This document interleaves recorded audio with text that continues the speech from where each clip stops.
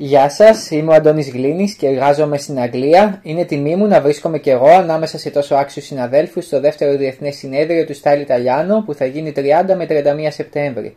Το Σάββατο 30 Σεπτεμβρίου στις 9 η ώρα το πρωί θα είναι χαρά μου να σας περιμένω στο workshop που θα γίνει μια χορηγία της Neodent και της Rogaine, όπου θα παρουσιάσουμε για πρώτη φορά στην Ελλάδα τα νέα heat treated εργαλεία της Rogaine.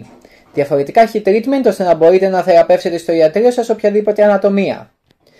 Το θέμα του workshop είναι η προβλέψιμη και επιτυχημένη ενδοδοντική θεραπεία.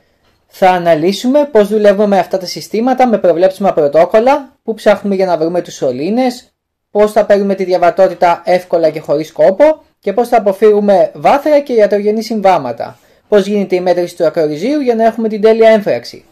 Επίσης θα συζητήσουμε το που βρίσκεται το MB2.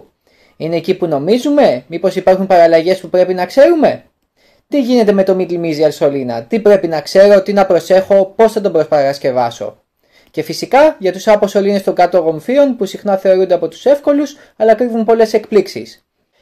Έρχομαι λοιπόν στην Ελλάδα για αυτό το διήμερο με σκοπό να σας βοηθήσω να αλλάξετε τον τρόπο που βλέπετε την ενδοδοντία. Σας περιμένω λοιπόν στο workshop να μάθουμε πώς θα έχουμε Style Italiano θεραπείες στην καθημερινή κλινική μας πράξη.